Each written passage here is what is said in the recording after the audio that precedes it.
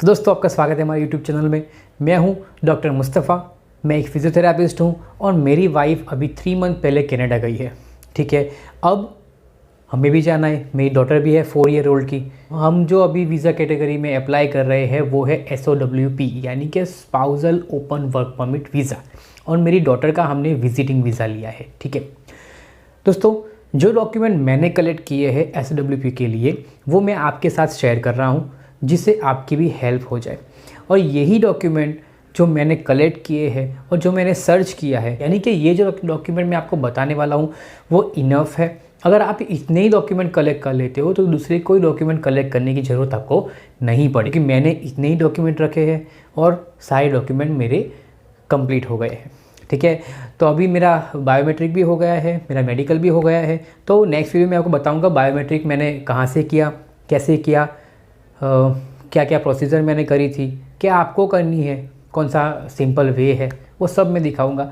तो हमारे चैनल को सब्सक्राइब करिए और बेल आइकन प्रेस कर लीजिए, जिससे आपको हमारी वीडियो रेगुलरली मिलती रहे। ठीक है दोस्तों, तो चलो बिना टाइम वेस्ट किए वीडियो को स्टार्ट करते हैं। दोस्तों आज मैं आपको बताने वाला हूँ स्पाउसल ओपन वर्क परमिट में कौन से डॉक्यूमेंट आपको ज़रूरत है। आपके वाइफ वहाँ पे है या आपके हस्बैंड वहाँ पे है, वो आपको स्पॉन्सर कर रहे हैं। ठीक है, तो आपको वहाँ पे जाना है, तो आपको जाने के लिए भी डॉक्यूमेंट चाहिए।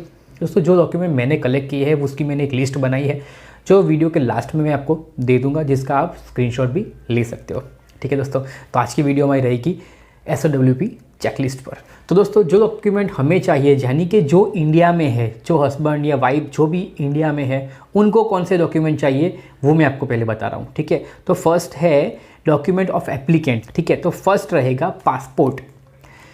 आपका पासपोर्ट अच्छे से स्कैन करा हुआ, मोबाइल के स्कैनर से स्कैन किया नहीं चलेगा, थोड़ा भी ब्लर आएगा वो लोग रिजेक्ट कर देंगे। वापस से आपको डॉक्यूमेंट मांगेंगे जो रिजेक्ट किए हैं, तो उसमें आपका टाइम लग सकता है। तो अच्छे से स्कैनर में स्कैन करके ही अपलोड करना। तो फर्स्ट रहेगा आपका पासपोर्ट। पासपोर्ट में फर्स्ट एंड लास्ट पेज, जिसमें आपकी इन्फॉर्मेशन, आपके पेरेंट्स की इन्फॉर्मेशन दी होगी, वो 2 पेज चाहिए। अगर आप इंडिया से बाहर गए हो और उसका कोई वीज़ा है और उसके कोई पेज है आपको, तो वो भी आपको स्कैन करके उसमें रखने हैं। तो सेकंड रहेंगे आपका एजुकेशन डॉक्यूमेंट, यानी कि आपने जो यहाँ पे इंडिया में जो एजुकेशन लिया है, 10th है, 12th है, बैचलर है, मास्टर्स है, उसकी सारी मार्कशीट चाहिए आपको, प्लस बैचलर और मास्टर की डिग्री सर्टिफिकेट भी चाहिए। ठीक है दोस्तों, उसके बाद आपने जो वर्क एक्सपीरियंस यहाँ पे लिया है, यानी कि आपने इंडिया में जो वर्क किया है, जो काम किया है, उसका आपको एक्सपीरियंस सर्टिफिकेट लाना होगा। तो उसमें आपको क्या लाना है वो आपको बता रहा हूँ। अकेला एक्सपीरियंस सर्टिफिकेट नहीं चलेगा, तो आपको क्या लाना होगा। एक तो आपको अपॉइंटमेंट लेटर लाना पड़ेगा। कोई इंस्टीट्यूट या कोई भी कंपनी ने आपको हायर किया है तो आपको एक अपॉइंटमेंट लेटर लिया होगा। ठीक है, नहीं लिया है तो आप वहाँ के मैनेजर या किसी से बात करके ऐसा एक लेटर आप ले लो। ठीक है, उसको बोलते हैं अपॉइंटमेंट लेटर।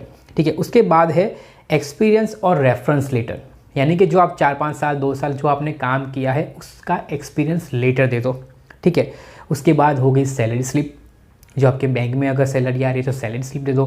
काफ़ी लोग ऐसा होता है ऑन हैंड कैश आता है, ठीक है, बैंक में नहीं आती है, तो वो वहाँ पे वाउचर बनते होंगे। ठीक है, तो आप वाउचर दे दीजिए तो भी चल जाएगा। ठीक है, उसके बाद लास्ट में आपको एक चीज़ ये लानी है एक्सपीरियंस लेटर में, कि आपको रिकमेंडेशन लेटर लिखवाना है कि आपने कंपनी में कब से काम कर रहे हो, क्या काम कर रहे हो, आपका काम कैसा है, सेटिस्फैक्टरी है या नहीं है। वो ऐसे एक आप मैनेजर से बात करोगे, ऐसा आपको एक लेटर दे देंगे, इसको बोलते हैं रिकमेंडेशन लेटर। ठीक है दोस्तों, तो ये हो गई वर्क एक्सपीरियंस की बात। उसके बाद आपको प्रूफ ऑफ फंड दिखाना है। ठीक है, यानी कि आपके पास कितना फ़ंड है वो आपको दिखाना होगा। इसका मतलब है कि अगर आप कनाडा में जाओगे तो वहाँ पे आपको पैसों की ज़रूरत पड़ेगी, तो आपके पास यहाँ पे इंडिया में इनफ फंड है या नहीं है वहाँ कनाडा में सर्वाइव करने के लिए, ये फ़ंड आपको दिखाना है। अगर ये फ़ंड आप अच्छा दिखाते हो तो आपके वीज़ा के चांस थोड़े बढ़ जाके एक्सेप्ट होने के। तो दोस्तों उसमें फ़र्स्ट आपको क्या बताना होगा, ITR यानी कि इनकम टैक्स रिटर्न, 3 इयर्स का आपको इनकम टैक्स रिटर्न दिखाना होगा। उसके बाद आपको बैंक अकाउंट स्टेटमेंट दिखाना है, जो लास्ट 3 मंथ का होगा तो भी चलेगा। Bank balance around 8 to 10 lakh दिखाना है। उसके बाद property document with valuation report.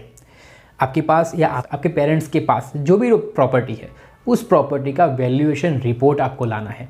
एक वैल्यूअर होता है, प्रॉपर्टी वैल्यूअर बोलते हैं। आप सर्च करोगे property valuer near me in Google तो आपको वो मिल जाएगा, ठीक है। तो आप वैल्यूएशन रिपोर्ट के साथ आपकी प्रॉपर्टी रखेंगे कि वो लोग क्या करते हैं कि आपकी प्रॉपर्टी का वैल्यूएशन निकालते हैं। अगर ये प्रॉपर्टी सेल आउट करते हैं इमरजेंसी में तो आप हमको इतना मार्केट से पैसा मिल जाएगा, 40-50 लाख जो भी है, राइट। उसको बोलते हैं प्रॉपर्टी वैल्यूएशन रिपोर्ट, ठीक है। तो वो आपको प्रॉपर्टी वैल्यूअर दे देगा।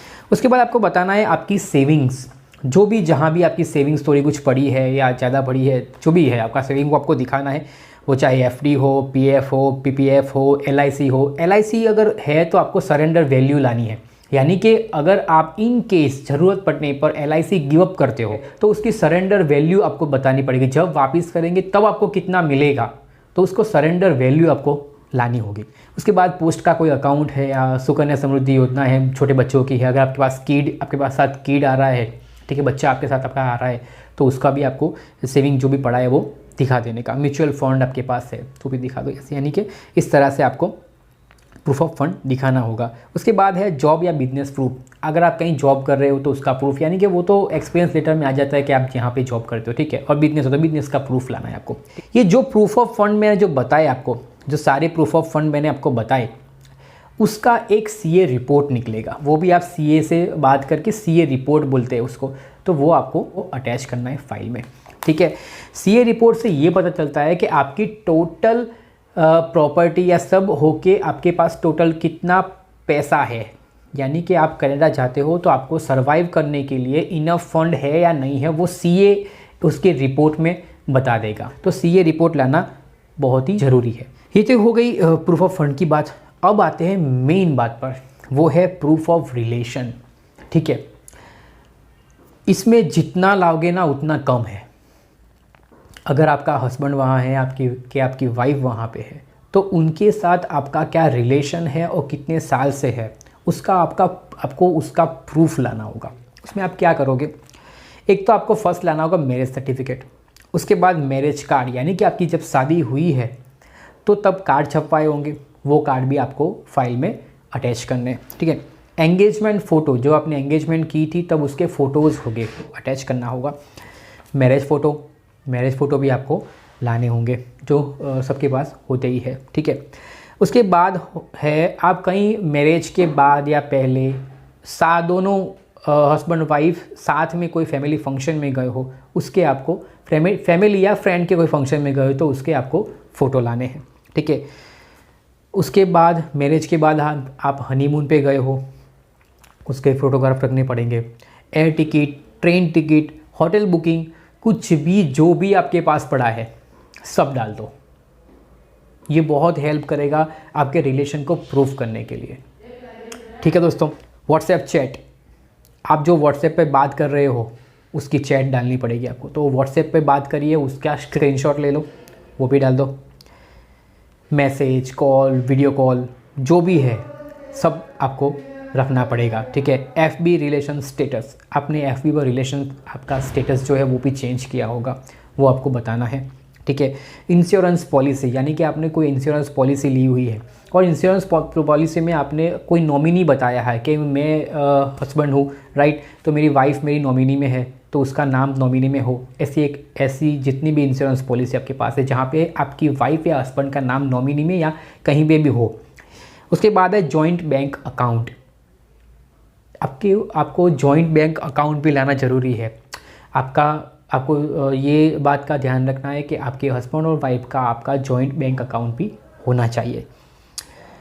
और जो बात मैंने पहले की थी कि व्हाट्सएप चैट डिटेल्स, यानी कि आपने जो चैट करी है उसकी डिटेल्स दो। आपने व्हाट्सएप पे बात की है कनाडा, उसकी स्क्रीनशॉट दे दो, या वीडियो कॉलिंग से बात की है उसका स्क्रीनशॉट दे दो। यानी कि आपको जब आपकी वाइफ या हस्बैंड जाते तब से ही आपको स्क्रीनशॉट लेना स्टार्ट कर देना। जब भी आप बात करोगे स्क्रीनशॉट ले लो, ठीक है। तो वीडियो का स्क्रीनशॉट ज़रूर से लो।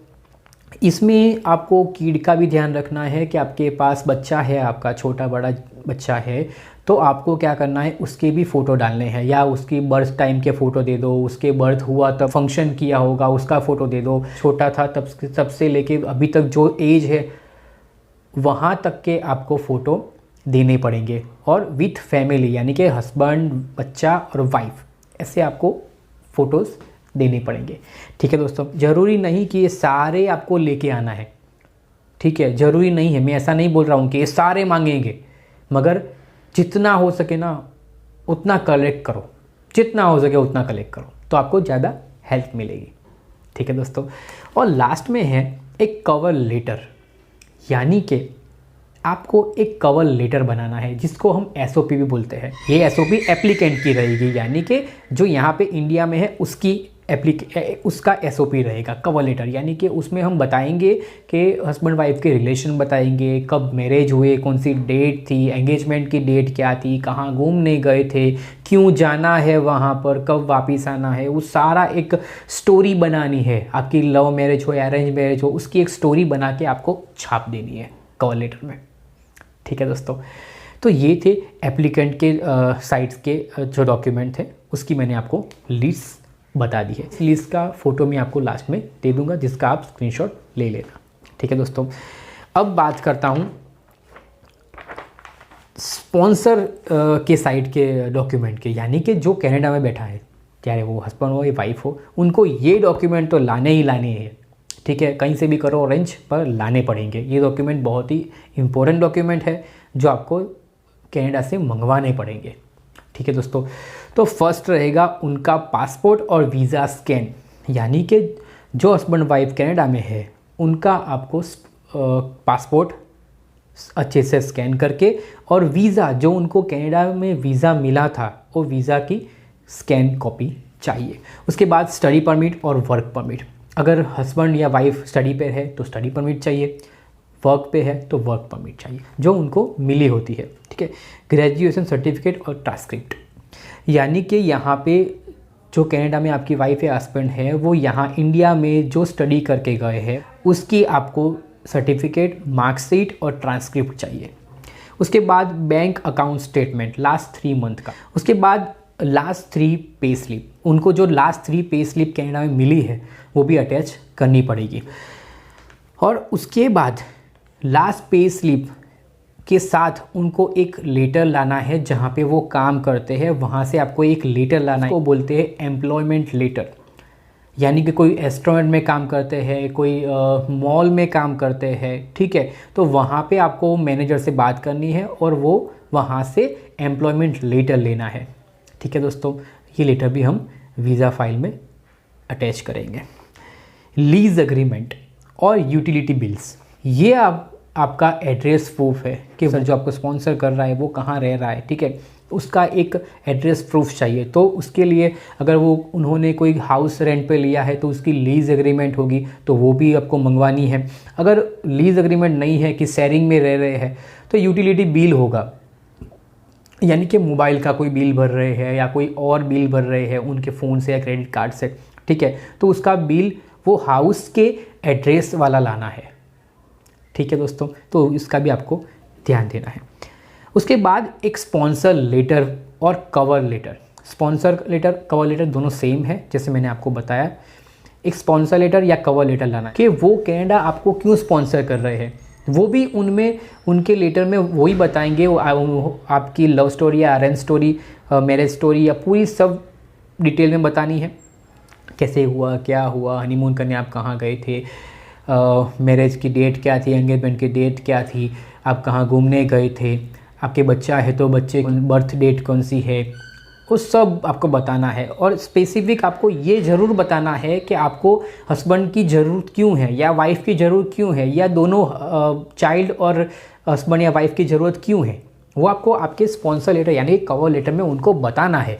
जैसे कि मेरी वाइफ ने जो कवर लेटर बनाया था उसका बताया था कि मुझे मेरी डॉटर की बहुत याद आती है, वो वहाँ पे अच्छे यानी कि इंडिया में अच्छे से खा नहीं रही है, वो बहुत बीमार रहती है। ठीक है, इसलिए मैं वो उनको स्पॉन्सर कर रही हूँ। तो आप ऐसा रीज़न बताओ कि आपको क्यों ज़रूरत है, आपके हस्बैंड की, आपकी वाइफ की क्यों ज़रूरत है, जिससे आपकी फ़ाइल और स्ट्रॉन्ग हो जाएगी। ठीक है दोस्तों, उसके बाद हम एनरोलमेंट लेटर फ्रॉम इंस्टीट्यूट, यानी कि आपको एक एनरोलमेंट लेटर देगी। आपकी इंस्टीट्यूट में जाना, जो कॉलेज या यूनिवर्सिटी है, उनसे बात करना कि हमें एक एनरोलमेंट लेटर चाहिए, तो विद इन 10 मिनट वो एनरोलमेंट लेटर आपको दे देंगे। ठीक है। कॉलेज आईडी कार्ड, कॉलेज का जो आईडी कार्ड होता है वो भी आपको प्रिंट स्कैन करके लाना है। पासिंग मार्कशीट और अटेंडेंस डिटेल्स। ठीक है। अगर आपके स्पॉन्सर यानी कि आपके वाइफ या हस्बैंड जो कनाडा में है, उनके 1-2 सेमेस्टर ख़त्म हो चुके हैं, तो 2 सेमेस्टर या 3 सेमेस्टर जो भी ख़त्म हो चुके हैं, उसकी आपको मार्कशीट लानी है और अटेंडेंस डिटेल्स भी लानी है। अभी अभी गए हैं, सेमेस्टर ख़त्म नहीं हुआ है, तो उनको ये सब लाने की कोई ज़रूरत नहीं है। तो ये सब जो डॉक्यूमेंट मैंने बोले हैं स्पॉन्सर के, बहुत ही इंपॉर्टेंट डॉक्यूमेंट है। ये डॉक्यूमेंट तो आपको चाहिए ही चाहिए, कहीं से भी लाओ, कैसे भी लाओ, मगर डॉक्यूमेंट लाओ। ठीक है। लास्ट में जो इंडिया में है, उनको एक काम ये करना है कि एक वीज़ा फ़ोटो भी उनको रेडी करके रखने हैं, जिनकी साइज़ रहेगी 35 mm × 45 mm की हेड साइज़ रहेगी। ठीक है। ये साइज़ का आपको फोटोग्राफ, पासपोर्ट साइज़ फ़ोटो ये साइज़ के पड़वाना है। कौन सी? तो 35 mm × 45 mm। और ये डॉक्यूमेंट जो मैंने बताया बहुत ही नीडी डॉक्यूमेंट है, जो चाहिए ही चाहिए। अगर ये डॉक्यूमेंट खाली कलेक्ट कर लोगे ना आप, तो आपको कोई और डॉक्यूमेंट की ज़रूरत नहीं पड़ेगी, क्योंकि मैंने बहुत रिसर्च किया है, उसके बाद मैंने ये डॉक्यूमेंट कलेक्ट किए थे। और मुझे पता है वहाँ तक मुझे कोई डॉक्यूमेंट और लाने की ज़रूरत नहीं पड़ी थी। तो ये इंपॉर्टेंट डॉक्यूमेंट है, तो आप लाइए, कहीं से भी अरेंज करिए, जो कि मिल जाएंगे, ऐसे कोई दिक्कत वाली बात नहीं है। तो ये थी हमारी आज की वीडियो पसंद आए तो शेयर करिए, लाइक करिए और हमारे चैनल को सब्सक्राइब जरूर कर लीजिएगा। ठीक है दोस्तों, चलिए मिलते हैं नेक्स्ट वीडियो में। Bye bye.